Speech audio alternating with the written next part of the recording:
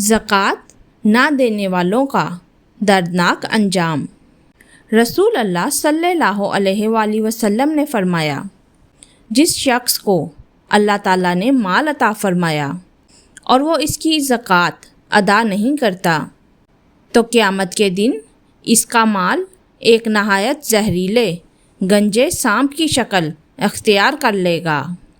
اس کی آنکھوں کے پاس 2 سیاہ نقطے ہوں گے جیسے سانپ کے ہوتے ہیں۔ پھر وہ سانپ اس کے جبڑوں کو پکڑ کر کہے گا، میں تیرا مال اور تیرا خزانہ ہوں۔ یہ منظر اس وقت تک جاری رہے گا جب تک اللہ تعالیٰ اپنے بندوں کے درمیان فیصلہ نہ فرما دیں۔ اس کے بعد رسول اللہ صلی اللہ علیہ وآلہ وسلم نے یہ آیت تلاوت فرمائی۔